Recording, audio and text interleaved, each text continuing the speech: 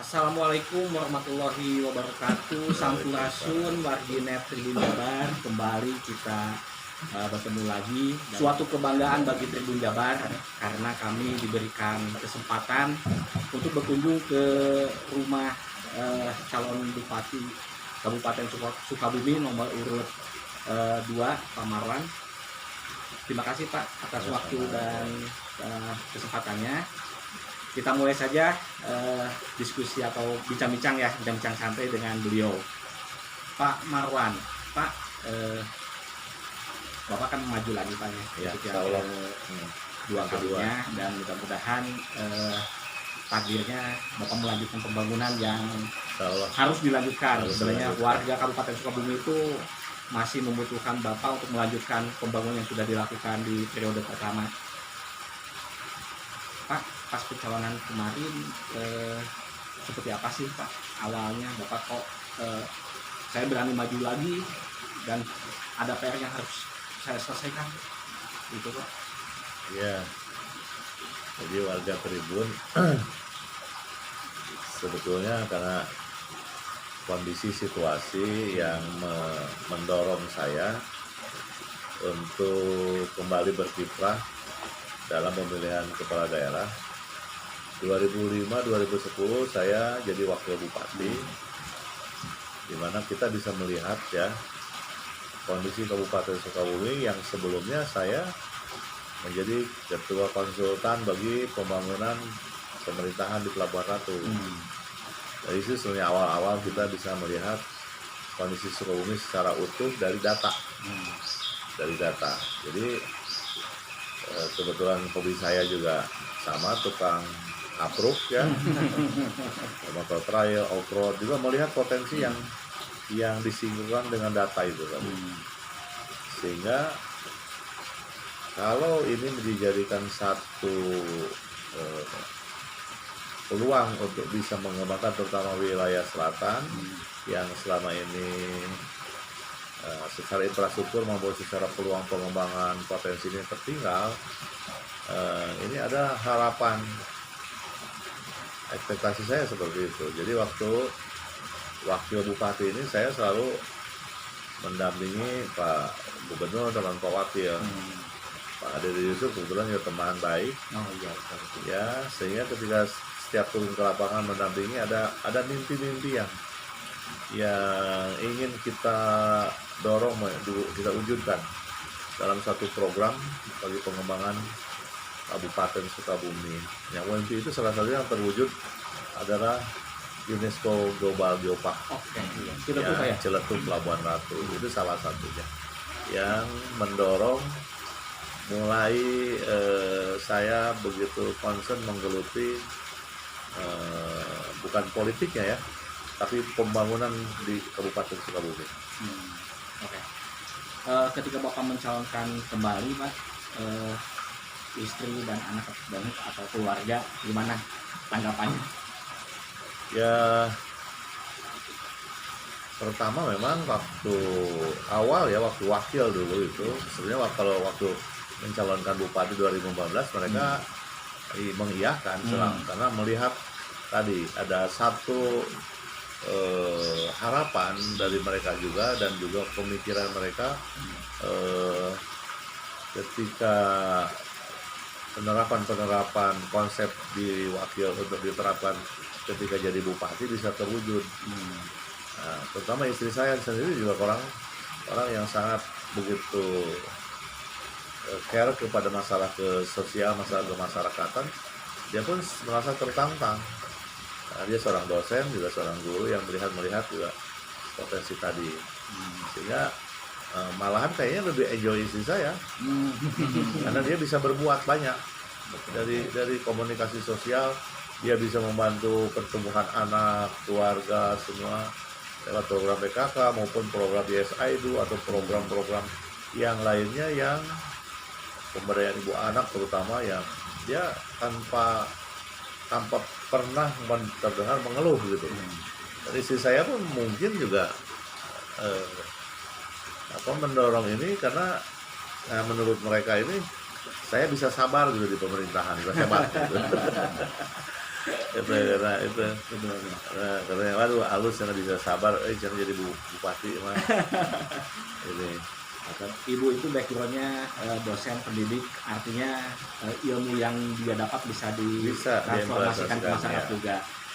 Kemudian Pak Marwan, biasanya kalau bicara visi misi itu ada 3 hal penting yang harus saya tanyakan nih ke Pak, masalah pendidikan, kesehatan, dan ekonomi nih. Visi misi atau program apa nih yang Bapak bawa untuk 5 tahun ke depan di 3 segmen tersebut, Pak? Ya jelas, dengan kita berharap bahwa sektor IPM itu loh ya, ya pembangunan bangsa ini bisa meningkat. Salah satu yang kita harus wujudkan adalah infrastruktur penunjang yang betul-betul harus juga bisa memberikan dampak positif. Ketika saya awal jadi bupati, saya melakukan survei lapangan yang meminta masyarakat apa yang diharapkan. Salah satu persentase yang sangat luar biasa, di atas 80% ya, masyarakat ternyata menginginkan jalan alus. Jalan alus kenapa itu? Barulah ke sembako. Nah, setelah sembako baru pendidikan kesehatan. Dari sini kita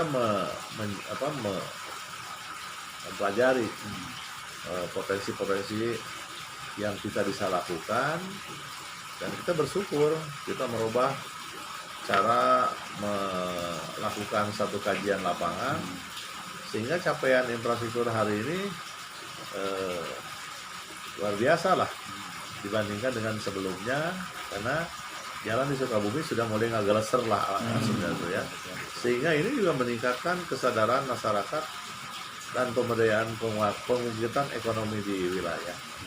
Kemudian saya 2017, 2018 juga mengajak merubah cara berpikir birokrasi dalam penentuan kebijakan, tidak ke industri lagi, bukan tidak ke industri, tidak ke industri manufaktur, tidak mengacu kepada pabrikasi yang padat karya, tapi padat karyanya kita dorong ke sektor pariwisata dan pertanian. Itu yang kita yakini supaya potensi pariwisata dan pertanian tidak bisa dimiliki oleh setiap daerah. Kalau pabrik memungkinkan orang bisa bikin kapan saja, dan itu akan selalu terjadi perbedaan pendapat setiap tahun antara UMK, antara naik dan tidak, atau nanti pindah atau tidak. Itu jadi polemik setiap tahun. Tapi insya Allah kalau potensi pariwisata dan pertanian, siapa yang memindahkan? Itu yang pemikiran dasar saya. Nah, dari sini tentunya kita melihat peluang yang dimungkinkan ketika multiplier efek dari pariwisata. Penguatan ekonomi di sana mulai juga timbul. Kemudian keluarga juga bisa berkumpul. Nah, bisa contoh itu adalah Geopark Ciletuh. Dulu di Ciletuh itu kaum perempuannya banyakannya jadi tenaga kerja ke luar negeri dari TKW. Hari ini dengan adanya Geopark Ciletuh dengan pemberdayaan salah satunya ya hal-hal kecil seperti homestay, ya itu sudah mengurangi jumlah perempuan yang berangkat jadi TKW. Itu satu hal yang kita ingin dorong ke depan, menjadikan satu keyakinan bagi kita, perempuan-perempuan atau kaum wanita di wilayah selatan itu jangan sampai jadi tenaga kerja keluar, biar mereka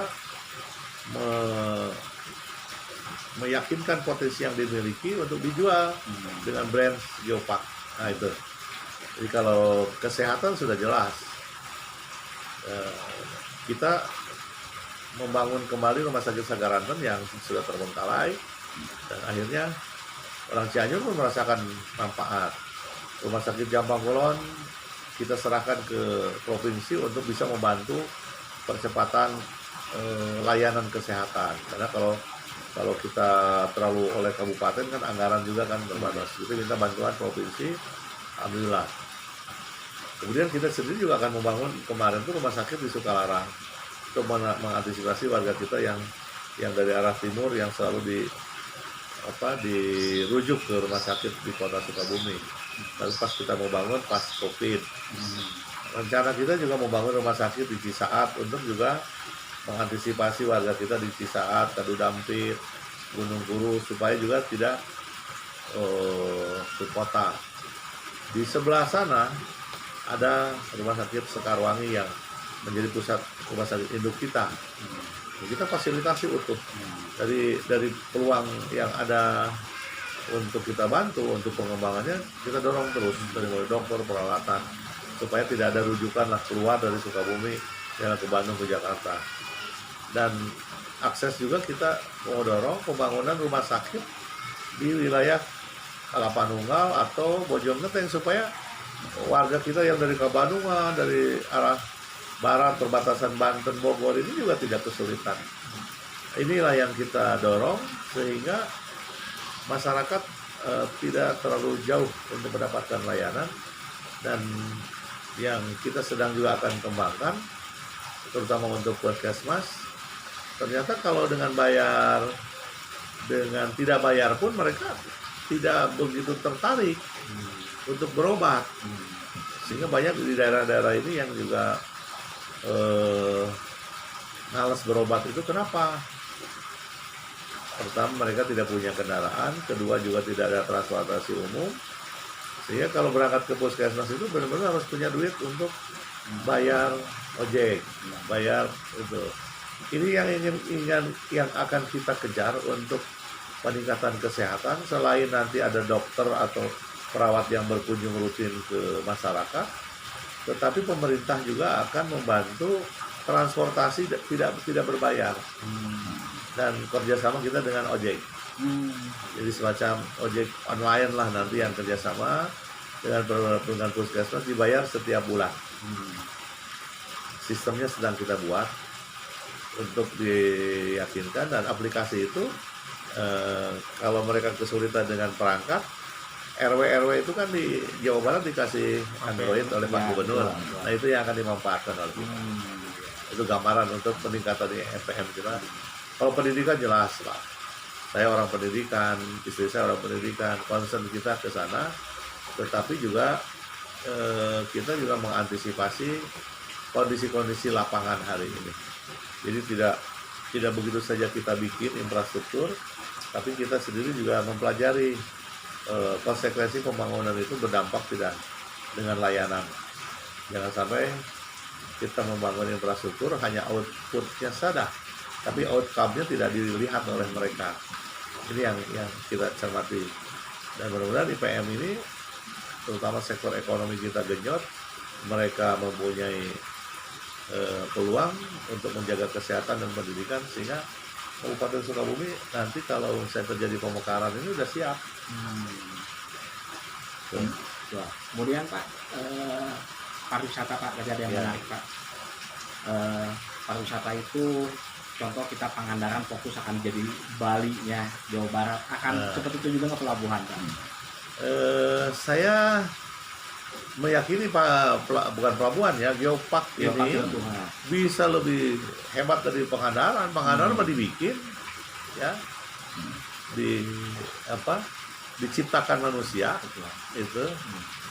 Jadi mungkin bagi orang-orang yang sehari dua hari Taman Pangandaran bisa indah lah.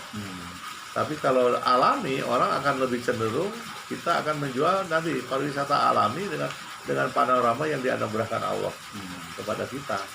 Jadi tidak akan bosan. Nah itu pun kita akan kembangkan secara natural. Model orang yang senang berburu, kita akan sediakan area berburu di wilayah mana yang akan kita kembangkan secara profesional, model di negeri-negeri orang lah yang berburu. Jadi jangan kayak sekarang berburu itu sangeunahna ilegal sih tidak, tapi waktunya tidak pernah dilihat oleh mereka. Kapan ini berburu, kapan berkembangnya pengganggu hama, atau juga kita potensi misalnya outbound kita yang luar biasa dengan kejenuhan Jakarta, Bandung, ini menjadi potensi pasar. Hanya tinggal kita anak-anak muda atau siapapun penggerak pariwisata ini yang tergerak untuk membangun tadi. Saya lebih tertarik bukan dengan Bali, justru dengan Geopark Jogja. Anak-anak mudanya di sana terinspirasi, memanfaatkan yang asalnya daerah tandus sekarang bagus. Nah ini pun saya akan yakini, contohnya lah orang Ciwarutan dulu era disebut orang Ciwaru, daerah Teluh lah, daerah Santet. Sekarang mereka bangga karena Geopark ada di situ. Itu salah satu yang kita ingin rubah untuk cara berpikir mereka. Dengan mereka sudah mendunia, mereka sekarang harus juga merasakan perubahan perilaku. Ini yang paling sulit. Tanggal 9 Desember Pak, tinggal beberapa pekan lagi. Saat ini itu udah masuk ke semifinal lah ya, semifinal, dan nanti finalnya itu di tanggal 9. Maka Pak disampaikan kepada masyarakat Sukabumi harus milih Bapak untuk melanjutkan pembangunan, enggak Pak? Ya, tentunya bagi masyarakat Kabupaten Sukabumi membangun suatu wilayah, suatu daerah itu tidak mudah, perlu waktu. Jadi kalau hari ini saya masih diberikan kesempatan oleh masyarakat Kabupaten Sukabumi, kita ingin menyelesaikan pembangunan yang tersisa. Salah satunya adalah ibu kota Pelabuhan Ratu dan potensi pariwisata yang sedang kita kembangkan. Salah satunya adalah juga konektivitas jalan Sutra, Jalan Tengah, Jalan Selatan ini, untuk bagaimana nanti agrowisata ini akan kita dorong untuk membangun pertumbuhan ekonomi dan kesejahteraan di wilayah itu. Nah, tapi yang paling penting, kita ini 2002 sudah ditetapkan ibu kota itu di Pelabuhan Ratu, tapi kota ibu kotanya ini belum terwujud secara utuh. Nah, mari kita sama-sama, karena ada asumsi kan di Indonesia tuh setiap ganti pimpinan ganti kebijakan. Nah, ini yang paling berat. Saya sih secara pribadi, siapapun yang terbaik yang Allah takdirkan harus kita support. Tapi program, contohnya pembangunan di Bandung Barat agak lama kan ya, pembangunan perkantoran karena ganti dari Pak Abu Bakar. Nah, kita tidak berharap karena masyarakat tidak butuh lama untuk mendapatkan layanan, harus cepat dah. Kalau terintegrasi semua, insya Allah masyarakat datang ke Pelabuhan Ratu minta izin atau minta apapun, hanya di situ. Sekarang mah peternakan harus ke Parung Kuda, ngurus izin harus di Karangtengah, dinas pendidikan ada di Cikembang. Wah, kasihan masyarakat itu. Nah, ini salah satu mimpi saya untuk mewujudkan percepatan pembangunan perkantoran di Pelabuhan Ratu untuk juga mempersiapkan DOB. Nah, kalau rakyat masyarakat Kabupaten Sukabumi memahami ini akan lebih mudah. Dan yang paling penting hari ini, pilkada sekarang ini bagi yang baru ini waktunya pendek, akan sangat pendek karena kepotong 2024 pilkada serentak. Nah, kemudian di perjalanan awal pun belum bisa langsung bekerja. Jadi kalau saya lihat, pengalaman saya, efektifnya hanya 2,5 tahun. Yang baru, kalau saya melanjutkan 4 tahun, insya Allah. Karena tidak ada gangguan apapun nih dalam perencanaan. Nah, ini mudah-mudahan bisa dipahami oleh masyarakat Kabupaten Sukabumi. Tetapi kalau saya sendiri jadi bupati kemarin, tidak ada yang pembangunan yang dirasakan, ya mereka yang menilai nanti ya. Tapi insya Allah capaian kita infrastruktur bisa di atas 90%. Kemudian prestasi Kabupaten Sukabumi juga 6 kali berturut-turut WTP. Kalau penghargaan jangan ditanya lah. Hari ini aja saya masih terganjal 4 penghargaan dari Presiden langsung. karena COVID. Bukan, karena COVID. Satya Lencana Pembangunan, Satya Lencana Pertanian, kemudian UMKM, penghargaan untuk Bupati penggerak UMKM, dan yang terakhir Bupati untuk KLH lingkungan, untuk lingkungan, award untuk lingkungan. Ini saya dengan karena pembinaan mungkin desa adat. Nah, ini menjadi hal yang bisa dicermati oleh masyarakat. Jadi kan ramenya ini di lapangan ini kan tadi isu-isu negatif Bupati kumaha, bagi saya sih enjoy aja. Karena yang persentase yang paling banyak yang merasakan, mereka lebih senang hari ini. Tapi kan namanya masyarakat yang akan memilih. Tetapi kalau Bapak Ibu masyarakat Kabupaten Sukabumi ingin melanjutkan pembangunan, mari sama-sama dengan saya untuk kembali membangun Kabupaten Sukabumi untuk melanjutkan kebaikan. Ya, untuk melanjutkan kebaikan. Yang buruknya kita tinggalkan, baiknya kita teruskan untuk membangun Sukabumi, insya Allah. Jadi ini tantangan ke depan, dan bagi saya tentunya juga mudah-mudahan banyak kebijakan jadi bupati itu mendapatkan pahala untuk sisa hidup saya nanti. Nah, ini ngisi sisa hidup, karena saya jadi kiai juga nggak bisa kan, bina bupati lah bisa kebijakan yang bisa memberikan pahala untuk perjalanan nanti di yaumul akhir. Itu aja pegangan hidup dalam keyakinan, termasuk istri saya selalu hal diyakini, karena ya dia yang mensupport sebuah aktivitas. Setiap hari pun kita jarang ketemu nih, saya pengajian kemana-kemana, karena kenapa? Biar masyarakat bisa memahami. Ya, kemudian Pak, di poster-poster Pak, biasanya kayak yang nomor 2 itu kalau nggak gini, gimana kalau Bapak gini Pak, ini ada filosofi apa Pak? Ya, ini saya melihat yang baik dari Presiden Erdogan, dari Presiden Turki. Dia bercerita tentang perjalanan karir, dan diyakini oleh semua orang yang meyakini pemahaman melanjutkan kebaikan, pasti bahwa khairat itu harus berangkat dari hati. Nah, ini jadi berangkat dari hati. Makanya Presiden Erdogan, Presiden chatnya Erdogan selalu begini, berangkat dari hati, karena tadi ingin melanjutkan seluruh kebaikan hidupnya bagi pembangunan negerinya. Nah, saya juga sama lah, Sukabumi yang maju ya rumah. Kalau tidak dari hati, berat. Dan Sukabumi yang luasnya luar biasa. Maka ada anekdot lah.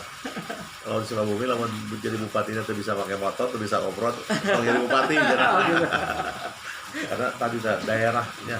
Alhamdulillah kalau sekarang sudah itu. Daerah paling luas di Indonesia Pak. Kalau dulu masuk Sukabumi dari Jakarta sebelum ada jalan tol beres sesi 1, daripada ke Sukabumi mending umroh bisa 9-10 jam. Kalau sudah pergi ke long weekend, waduh. Hari ini terbantu sesi 1, Februari nanti sesi 2. Kalau sesi 2 jadi saja, Jakarta Pelabuhan Ratu hanya 2 jam. Waduh, saya sedang mempersiapkan ini. Kalau tidak ini dipikirkan ruang penataannya, kayak nggak kebayang.